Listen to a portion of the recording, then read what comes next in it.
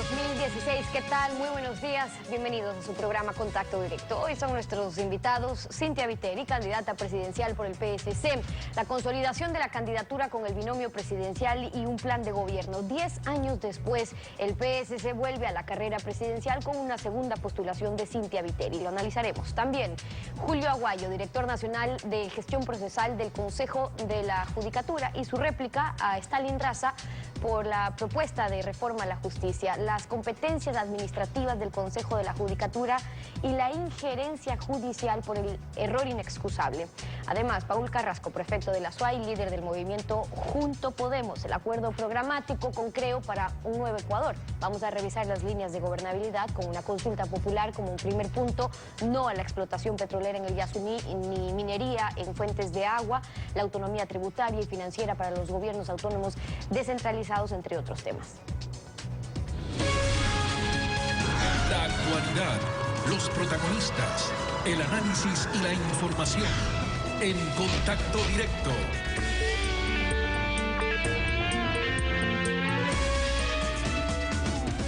¿Qué tal, Alfredo? Buenos días, ¿cómo te va? Muy bien, Steffi. Buenos días a todos.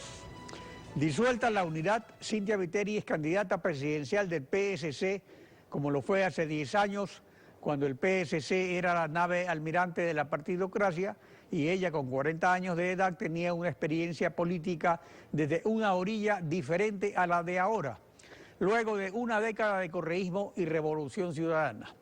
Su desafío es consolidar su candidatura con un PSC sin León Febres Cordero y sin participar en elecciones presidenciales durante una década, aunque Jaime Nebot ya estuvo presente y reelegido en la alcaldía. La candidata ya no es la joven inexperta de hace 10 años y ese es su desafío.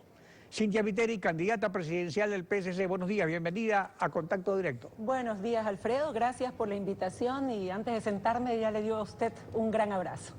Igualmente. Dígame. Para la consolidación de su candidatura es un paso importante el binomio, cuyo nombre anunciará más tarde, hoy mismo. Sí. ¿Responde a un acuerdo con una organización política o es un ciudadano independiente? No responde a ningún acuerdo con ninguna organización política. Es un ciudadano, sí, independiente, que ya sirvió al país en el área más sensible que en este momento enfrentamos y que sus resultados fueron óptimos para generar empleo, para reducir la pobreza, para lograr bienestar de la gente. Hoy día a las 11:30 daremos la rueda de prensa desde Quito, de aquí salgo para Quito. Es fundamental en una candidatura presidencial la propuesta de gobierno frente a la actual situación de recesión económica, endeudamiento agresivo, déficit fiscal. ¿Cuáles son los ejes esenciales de su propuesta económica? 3 principales. Primero, el tema dirigido a la libertad, que no puedo dejar de señalarlo, Alfredo, y no está solo encaminado con una ley de comunicación, también está encaminado con una reforma constitucional. Yo creo que muchos candidatos se han olvidado que la ley de comunicación dio paso, aunque fue al revés, a una reforma constitucional que convirtió la comunicación en un servicio público. Desde ahí vienen las reformas, la libertad para que el joven pueda ingresar a la universidad sin pasar ese examen previo y pueda escoger, por ejemplo, su carrera. En materia democrática, que exista la verdadera división de poderes, que sea la gente quien pueda dirigirse a cada una de las funciones del Estado y no piense en un partido político antes de poder llegar a la autoridad respectiva. Y en materia económica, principalmente, y ese es nuestro eje fundamental, que es la generación de empleo, tenemos que empezar por ordenar la casa, ordenar las finanzas del Estado. Teniendo un Estado que invierta mucho, que gaste poco, un Estado regulador, renegociando la deuda externa, empezando nuevamente a tener ahorro en este país para poder mandar señales de seguridad jurídica, confianza, estabilidad, rentabilidad al mundo y atraer inversiones, ya sean nacionales y extranjeras, que generan a la par prosperidad, producción y sobre todo empleo. Dentro de toda esta visión general del Estado, nosotros hemos propuesto bajar los impuestos, eliminar otros, como el de salida de capitales, como el anticipo de impuesto a la renta y como las salvaguardias. Los tres impuestos, entre los tres, han encarecido la vida de los ecuatorianos, han hecho que los capitales no ingresen al país y han hecho que las empresas en muchos casos quiebren, lo que significa desempleo. Al reducir los costos de producción, tanto a través de impuestos como a través del costo de la energía eléctrica, podemos subir los salarios, poner dinero en el bolsillo de los ecuatorianos para que puedan comprar. Si las empresas venden, entonces producen Bueno, más. pero el alza de salario sería en una etapa posterior. Primero hay que bajar los costos de producción y eso es, Alfredo, inmediatamente. Como presidenta tengo la potestad de mandar a la Asamblea Nacional inmediatamente las reformas en materia de impuestos que le he presentado en este momento para ser aprobada. Esa es una de las primeras cosas que vamos a hacer, para que la Asamblea la apruebe inmediatamente. La propuesta política fundamental tiene que ver con la gobernabilidad y fue la que usted se refirió al comienzo, porque sin gobernabilidad vendrán muy pronto decepciones y el desprestigio para un nuevo gobierno. Usted propone una consulta popular para permitirle a la Asamblea Nacional aprobar reformas constitucionales con mayoría absoluta de la mitad más uno y no con los 2/3, pero según los artículos 441 y 442 de la Constitución, no se puede modificar el procedimiento de reforma de la Constitución. Para eso se necesita una asamblea constituyente. Ese es un candado que está en la Constitución. Entonces, ¿por qué propone algo que no sería realizable o que en su defecto requiere o del el visto bueno de la Corte o de un golpe de Estado? Porque no convocar a constituyente como manda la Constitución.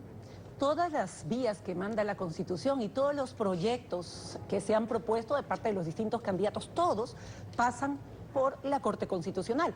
Lo que usted señaló hace un momento, yo estoy convencida de que todos los artículos constitucionales están por debajo, sí, de la voluntad de todo un pueblo a través de una consulta, pero era una de las opciones. El pueblo es el soberano, el pueblo que aprobó la Constitución puede decidir cambiarla, sí, pero era uno de los caminos, el más fácil, el más rápido, como presidenta de la nación, es utilizar también la potestad que me da la Constitución para mandar la reforma constitucional directa a consulta al pueblo ecuatoriano, que, como le dije, Alfredo, no tiene que ver solamente con un tema. Debe ser una reforma que afecte la estructura del Estado, que reforme o que modifique la reforma de la Constitución.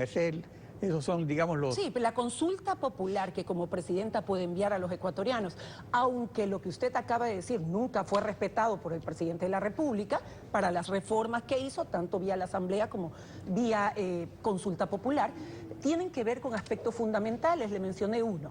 La comunicación como reforma constitucional tiene que dejar de ser un servicio público para que exista verdadera libertad de la gente. No se trata de los medios de comunicación ni de los periodistas, se trata de la gente, el derecho de estar informado qué pasa con su dinero, con los dineros que maneja, en este caso su mandataria, saber a dónde están dirigidos y que no sea después de que una olla se rebose de corrupción, que recién se conozca la incontenible o las incontenibles noticias que nos traen todos los días respecto de actos que para el presidente creo que dijo pillerías, son pillerías. Ya, pero para eso es necesario también reformar la justicia, para eso es necesario restablecer la fiscalización en la Asamblea Nacional, porque si no, no solamente es una tarea, digamos, del presidente. El presidente es el líder del país. Claro que sí, pero la Asamblea Nacional no necesita ningún cambio para poder fiscalizar. La Asamblea Nacional no ha fiscalizado hasta ahora por una mayoría gobiernista que ha solapado, cubierto, inclusive con su mismo cuerpo, a personas que han sido cuestionadas a nivel nacional y que después ellos se sorprenden de que el volumen de sus acciones negativas sean conocidas por el país entero. Así es que respecto de la fiscalización en el Poder Legislativo, las atribuciones están. Se trata de quién elija a la gente, para que esa asamblea sea una asamblea equitativa donde la transparencia y la fiscalización primen, fiscalización. Pero, por ejemplo, y que no haya impunidad. El presidente de la República anunció el 24 de mayo pasado que ese era su último informe a la Nación, pero realmente tiene que dar otro el próximo 24 de mayo. Es decir, que le estaría anticipando que podría salir del país antes de que entregue el poder. Es decir, porque la Asamblea tiene que posesionarse 10 días antes y él le estaría entregando el poder al vicepresidente para que entregue el mando. Si es bueno, así, eso al parecer, Alfredo, es la deducción de las declaraciones. El presidente no las ha ratificado exactamente. pero ¿cómo como se la podría estamos evitar eso, por hablando? ejemplo, si Bueno, lo hace? Es algo hipotético, pero ¿y se ocurre? él estará en funciones hasta el último día, Alfredo, como presidente de esta nación. Será en mayo del año que viene cuando se cambie el orden en este país respecto de quién manda, de quién es la presidenta, en este caso de la nación, y por lo tanto el país entero en materia constitucional, en materia de impunidad, en materia de impuestos, en materia de bienestar y en materia de generar empleos cambie. Yo le decía que la consulta no solamente está encaminada al punto que le hablamos hace un momento. También en la última enmienda se cambiaron las funciones de las Fuerzas Armadas para que estén a disposición del mandatario de turno. También se le quitaron atribuciones nuevamente a la Contraloría y también, por otro lado, limitaron la Pero consulta son tantas popular cosas, proveniente de la ciudadanía. son tantas cosas que más parecen materia de una constituyente, porque Alfredo, solo una consulta popular, ¿con cuántas entiendo preguntas? Sí, podemos hacer, no hay límite en la Constitución. No hay Respecto de la límite. consulta que el presidente puede, o la presidenta en este caso, puede hacer a los soberanos, que es el pueblo ecuatoriano, respecto de los cambios fundamentales y urgentes. Y le digo por qué, Alfredo. Yo sé que una de las propuestas es una Asamblea Nacional Constituyente.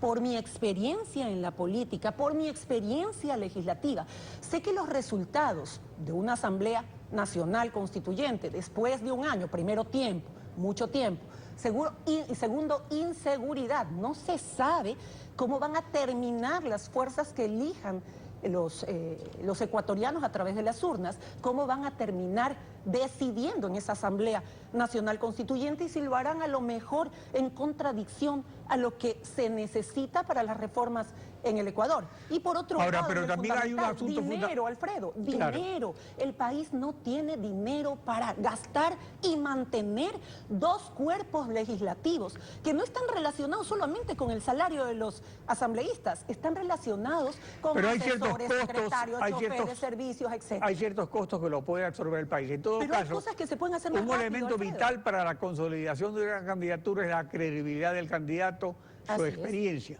En la década correísta fue asambleísta, líder del bloque de Madera Guerrero PSC, y según la publicación oficial de la Asamblea, Investigaciones Legislativas, Dinámicas Parlamentarias y Coaliciones Partidistas 2009-2012, página 15, dice que el bloque Madera de Guerrero PSC dio un 41.35 de apoyo al oficialismo porque no se alinearon con Alianza País en 30 de 58 votaciones. Usted tampoco presentó denuncias ni pedidos de juicio político. O sea, ¿cómo califica esta oposición de PSC-MG al correísmo? 3 puntos fundamentales ahí, Alfredo. Primero, que somos el único partido político o movimiento en todo el país que durante toda una década jamás apoyó al correísmo. Tanto es así que las 3 marchas más grandes que se dieron en el país Sí, pero según la protestar contra estadística en la Asamblea... Ya le contesto, por eso pero- le dije 1, 2 y 3. Ya, pero en la Asamblea Por hubo el herencia y apoyo, plusvalía, por defensa de los recursos a los municipios, por seguridad, la hicimos aquí en Guayaquil nosotros. Por otro lado, en los datos que usted está señalando en la Asamblea no son novedad. Nosotros hemos votado por cada proyecto que le hacía bien a la gente y nos hemos opuesto radicalmente a lo que le afectaba. Eso se llama una legislación fuera de odios, sin sectarismos, cuando tenemos la mente absolutamente clara en cuáles son los proyectos que benefician a los ecuatorianos, vengan de donde vengan, y eso lo dijimos siempre, y cuáles le perjudican al Ecuador. ¿Quiénes fuimos los únicos 8 legisladores que permanecimos de pie durante el trámite de las enmiendas, mientras todos los demás que se dicen de oposición salieron de la Asamblea Nacional bajo la amenaza de que nos iban a venir a golpear?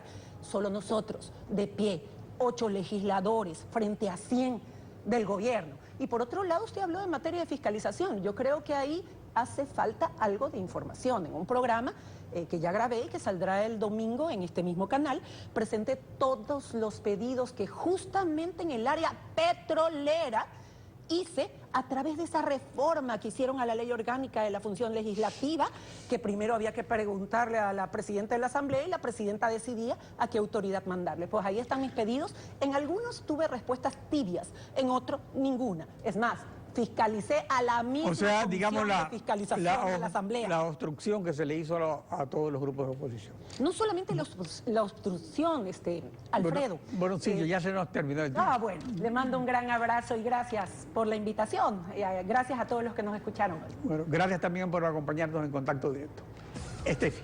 Son las 7 de la mañana con 15 minutos, tiempo de una pausa, y cuando regresemos estará Julio Aguayo, el director nacional de gestión procesal del Consejo de la Judicatura, y su réplica a Stalin Raza por la propuesta de reforma a la justicia, las competencias administrativas del Consejo de la Judicatura y la injerencia judicial por el error inexcusable. Lo vamos a revisar al volver. Quédese usted en nuestra sintonía.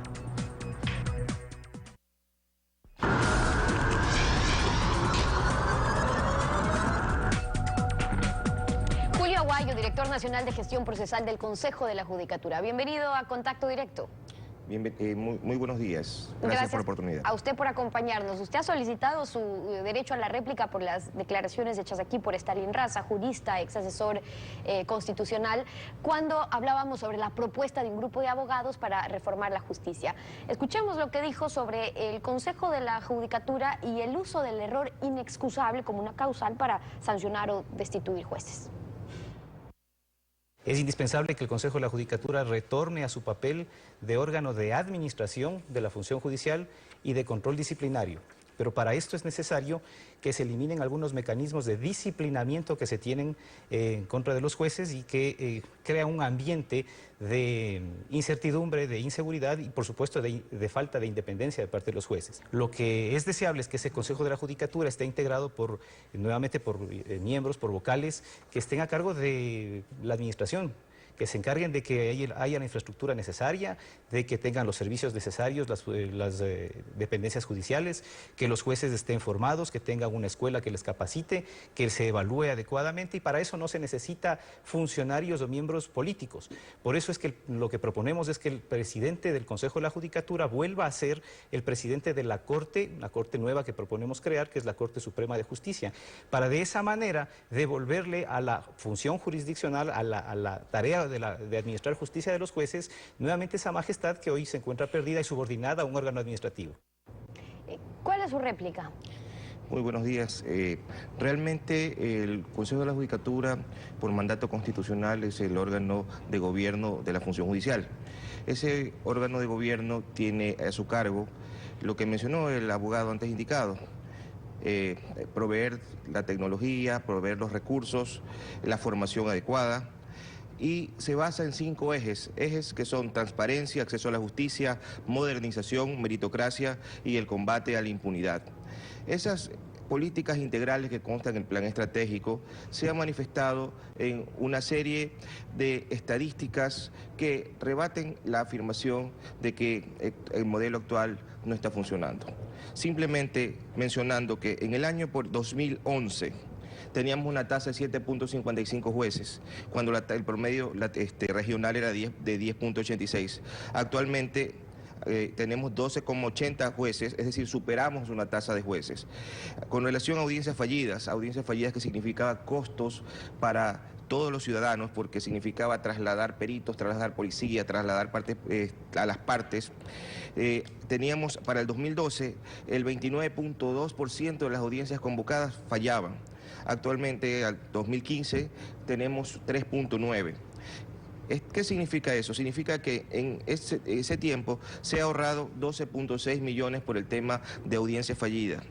Pero no solamente a nivel de audiencias fallidas, no solamente el aumento del número de jueces, también el tema de la infraestructura. Ahora, en cuanto a un primer punto, pero estábamos hablando un poco de los temas que preocupan, por ejemplo, el uso del error inexcusable. La diferencia está en quién determina, para explicarlo mejor, quién determina si un juez incurre o no en un error inexcusable para que sea sancionado, o un tribunal de justicia, un juez superior, un órgano jurisdiccional o un consejo administrativo, como es el consejo de la judicatura, donde para ser vocal pues no es ni requisito ser abogado, donde están los delegados de otros poderes del Estado, los representantes, y en este caso pues un consejo integrado por miembros muy cercanos al gobierno. Entonces son ellos quienes califican si un juez ha incurrido o no en un error inexcusable. ¿No cree que esa intervención del consejo ha constituido en la práctica una interferencia con la independencia que es propia del juzgador?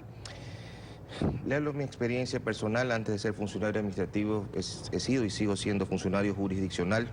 Desde hace 10 años entré a la Fiscalía, luego entré a la función judicial como juez, luego fui presidente de la Corte. A mí no me ha tocado vivir por parte del Consejo de la Judicatura ningún tipo de injerencia en mis decisiones.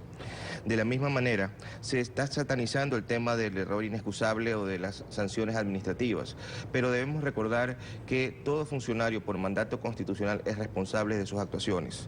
De un universo de 603.969 causas que ingresaron en el 2015, pongamos atención, 603.969 causas, se generaron 1.038 denuncias o quejas por error inexcusable. Esto es el 0.17. Claro, pero de ese 0.17, permítame solo para preguntarle, y usted me lo aclara, es de esos casos, pues muchos, de 1.000 casos, muchos pueden resultar ser casos muy importantes para el país, y de ahí la importancia de la aplicación, de cuándo realmente se usó o no el error inexcusable, quizás como una espada de Damocles, ¿no?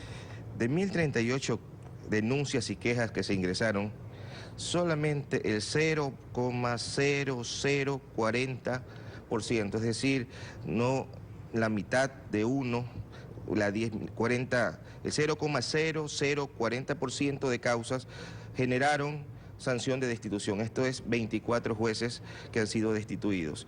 ¿Pero por qué han sido destituidos? Primero, es dentro de un sumario administrativo, que se le ha respetado sus derechos fundamentales, su presunción de inocencia administrativa. En segundo lugar, han tenido el derecho a la defensa. Luego se ha analizado la conducta, porque, reitero, todas las personas, todos los funcionarios públicos estamos sujetos a responsabilidad. Mencionaba el abogado, a quien estoy haciendo la réplica, el deseo de que vuelva a presidir el Consejo de la Judicatura el presidente de la Corte, actualmente Corte Nacional, el plantea que sea Corte Suprema. Pero realmente la tarea de los jueces es administrar justicia.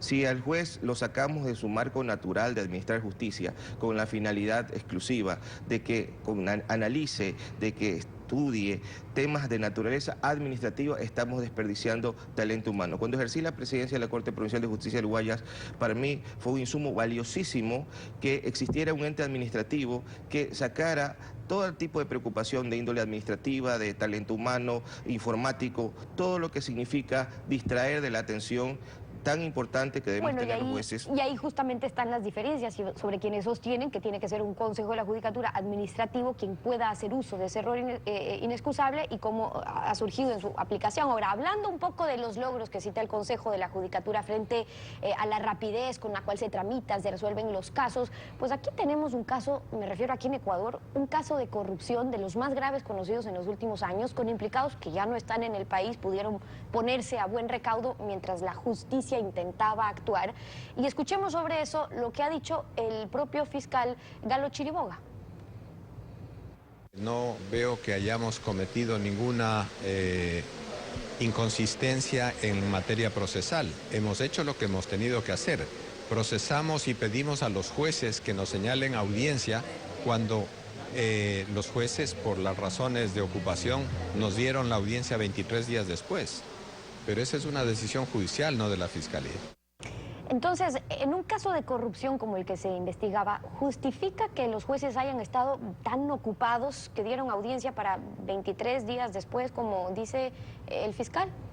Bueno, básicamente los tiempos se establecen en función de las agendas de cada una de los entes jurisdiccionales, porque reitero, así como este caso tiene la connotación mediática, existen también otros procesos que también merecen ser juzgados, porque reitero, la celeridad que se manifiesta a nivel no solamente de un caso en particular, hay que analizar el contexto generalizado. Por ejemplo, en flagrancia, anteriormente teníamos procesos que demoraban cientos de días, ahora el promedio es 25 días.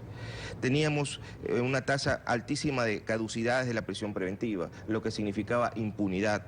Bajamos de tener miles de caducidades a tener en el año 2015 solamente 7. Claro, ahí se evidencia la rapidez que hay en ciertos casos, pero claro, hay que analizarlo en un contexto, pero para muestra un botón. Por eso es que yo le preguntaba si justifica en un caso de corrupción de este nivel, según el Contralor, solo en 63 contratos, $1.000 millones y son 400 contratos. Digo, en un caso como este, decir que no se podía hacer las cosas más rápidos para evitar que salgan del país los acusados. El fiscal decía que entre la formulación de cargos y la audiencia siempre hay que esperar un tiempo porque tarda, porque los jueces tienen abundante trabajo. Entonces, ¿creen realmente que no había en una responsabilidad conjunta de los operadores de justicia forma de evitar que se puedan dictar, por ejemplo, medidas cautelares como sí lo han hecho en otros casos sin esperar 23, 24 días o más tiempo?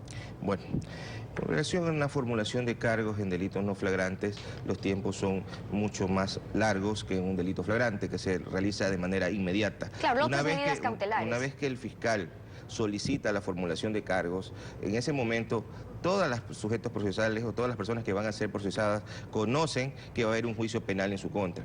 Entonces, simple y sencillamente, no se podía, al momento de presentar inmediatamente la solicitud de formulación de cargos, convocar inmediatamente, porque eso sería vulnerar el debido proceso. ¿Y solicitar medidas cautelares? Eso le corresponde a la Fiscalía. La Fiscalía es el titular del ejercicio de la acción penal pública y la Fiscalía es la que, si consideraba pertinente, podía solicitar medidas de naturaleza preprocesal o de naturaleza procesal. Preprocesal podría ser una medida de detención y procesal, ya dentro del proceso, valga la redundancia, prisión preventiva o las medidas cautelares reales o personales que considere pertinentes. Nos quedan ese y algunos otros temas pendientes por conversar. Lo quiero agradecer a Julio Aguayo, el director nacional de gestión procesal del Consejo de la Judicatura, por acompañarnos hoy aquí en Contacto Directo. Muchísimas gracias. A usted. 7:32, vamos a una pausa. Al regresar, ya está Paul Carrasco, el prefecto de la SOAI, líder del movimiento Juntos Podemos, el acuerdo programático con Creo para un nuevo Ecuador. Vamos a revisar las líneas de gobernabilidad con una consulta popular como un primer punto, el respeto a la Pachamama, no a la explotación petrolera en el Yasuní, ni minería en fuentes de agua. Al volver, quédese con nosotros. El movimiento Juntos Podemos, liderado por Paul Carrasco, suscribió un acuerdo de gobernabilidad por un nuevo Ecuador con Creo para apoyar la candidatura presidencial de Guillermo Lasso. Contiene 6 compromisos estratégicos, 5 líneas programáticas, 5 acciones para el desarrollo de Cuenca y Azuay, 35 planteamientos económicos y un proyecto de ley de erradicación de la violencia contra la mujer. El primer punto de las líneas programáticas es la participación ciudadana, que en su literal A incluye una consulta popular de trascendencia nacional. Al respecto, Guillermo Lasso precisó lo siguiente aquí en Contacto Directo. Veamos. Nosotros queremos consultar al pueblo si está de acuerdo en cesar de manera inmediata a los integrantes del Consejo de Participación Ciudadana, que es la piedra angular del modelo correísta, cesar a las autoridades de control, cesar al Procurador General del Estado, cesar al Contralor General del Estado, a los miembros del Consejo de la Judicatura. Necesitamos cesar al Superintendente de Comunicación, al Superintendente de Control de Poder del Mercado y crear un régimen de transición para que sea la Asamblea Nacional, sobre temas propuestas por notables de la sociedad ecuatoriana, quienes determinen cuáles son esas autoridades que van a reemplazar a las actuales. Paul Carrasco, líder de Juntos Podemos. Buenos días, bienvenido a Contacto Directo.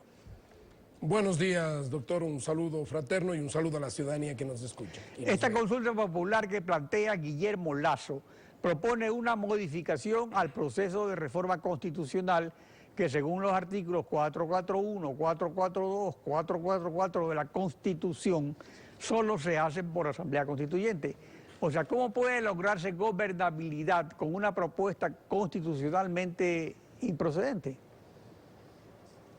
Bueno, y nosotros creemos que más allá del marco jurídico que rige el país, es necesario involucrarle a la ciudadanía en la toma de decisiones. En el acuerdo programático, que además, debo decirlo con toda la claridad, es el único candidato en este país que ha firmado y en una alianza ha firmado un acuerdo programático claro y al detalle. En esa línea nosotros pensamos que hay que buscar otras maneras también de desarrollar el tema. Pero de justamente la yendo al consulta detalle popular. sobre la consulta popular, digamos, habían este inconveniente. ¿Cómo se puede hacer? No, Además, yo creo que dejando de lado la parte jurídica que la resolverá la Corte Constitucional, pasemos al contenido. ¿Estaría usted de acuerdo con una destitución masiva de las funciones de transparencia y control para que sus nuevos integrantes sean nominados por el mecanismo en desuso de una junta de notables? Mire, yo creo que vamos a tener que hacer, cuando Guillermo Lasso esté en el gobierno, vamos a tener que tomar varias medidas, incluso que tengan el respaldo popular, pero que a lo mejor no estén en el marco jurídico. Porque fíjese usted, ¿quién no va a estar de acuerdo en que hay que despolitizar, despartidizar los poderes del Estado, despartidizar la institucionalidad de la democracia? Eso es fundamental. Pero para buscar eso el hay mecanismos y el mecanismo de la constituyente. Bueno, no necesariamente, porque yo sí creo que en un proyecto de consulta popular se puede plantear, exactamente como dice Guillermo, que la asamblea sea quienes vayan haciendo, o una parte de la asamblea, quienes vayan haciendo una reforma constitucional. Sin embargo, mire, esto no avanza porque la propuesta que ha firmado Guillermo con nosotros no solo pasa por la consulta, sino pasa por la construcción de espacios de participación ciudadana que habla de asambleas ciudadanas, parlamentos populares provinciales, parlamentos populares nacionales, pero eso es que hagan una presión el en ejercicio del términos de lo gobierno. que significaría la asamblea. Ahora, Ese la es el cuarta ejercicio línea del gobierno. programática para la gobernabilidad es la ecodemocracia, que en sus literales A y B establece no a la explotación petrolera en el Yasuní, no a la minería a menos de 2.800 metros de altura, para declarar a las fuentes de agua libres de minería metálica. Estos acuerdos son concordantes con lo que manda la Constitución, pero la Asamblea ha autorizado ya la explotación en el Yasuní y el gobierno ha firmado ya los respectivos contratos de explotación minera en la cordillera del Cóndor. ¿Qué ocurrirá con esos proyectos de explotación que están en marcha? Bueno, lo que hay que hacer es un análisis indudable del marco jurídico y de los contratos, cómo están suscritos y desarrollados, pero lo que sí estamos claros es que vamos en un modelo de transición. Cuando Guillermo Lasso llegue a la presidencia, vamos a salir del extractivismo y pasar a un modelo de economía desde la gente, basados en la producción, y que el petróleo se vuelva una reserva precisamente para sostener la dolarización. Pero en el caso de zonas como fuentes de agua, en el caso de los páramos y en el caso del Yasuní, la idea es que en un análisis del marco jurídico en el que se están desenvolviendo los proyectos, podamos definitivamente dejar de extraer minerales, dejar de extraer petróleo y que tengamos un país que vaya a un modelo de desarrollo sustentable. Ahora, sobre el modelo de desarrollo sustentable, la cuarta línea de gobernabilidad, economía desde la gente, plantea en el punto G un modelo de autonomía tributaria y financiera en las provincias. Este planteamiento cambiaría el modelo que ordena la Constitución de distribución de rentas entre el gobierno central y los gobiernos autónomos descentralizados. ¿Qué es lo que propone en concreto? Bueno, esto está en el acuerdo firmado, es decir, profundizar la descentralización. Esto cambiaría, doctor, y ciudadanos y ciudadanas, el modelo económico del país. Es decir, la idea es que los impuestos, una parte de los impuestos se queden en las provincias y que previamente negociado con el gobierno central, las provincias se propongan un crecimiento en su PIB. Normalmente el PIB se mide en base a la producción petrolera, se mide en base a una serie de factores, pero no se mide el PIB de los territorios, de las provincias y de las ciudades. Y el compromiso debería ser que los gobiernos locales, que los territorios, dejemos de recibir plata del petróleo y cada año podamos subir 1, 2, 3, 4 puntos porcentuales en nuestro Producto Interno Bruto y con eso aportar al crecimiento del país desde una perspectiva de las potencialidades productivas y no desde la dependencia del extractivismo. Esto es darle un giro brutal, definitivamente cambiar el modelo económico del país. Guillermo, y creo, han aceptado este proceso, obviamente en el marco de profundización de la descentralización. Y esta es una propuesta innovadora, diferente, que para nosotros realmente fue una sorpresa. Bueno, y así que hay Guillermo Lasso acepte. muchos otros puntos más en el acuerdo programático que es tan extenso y ya tendremos oportunidad de irlo analizando en el transcurso de la campaña. Gracias por su participación. Gracias, doctor. Muy En Contacto amable. Directo. Gracias. Concluimos así esta emisión. A ustedes también, gracias a su confianza y sintonía. Nos volvemos a encontrar mañana. Mañana continuamos rayando la desinformación en Contacto Directo. Buen día.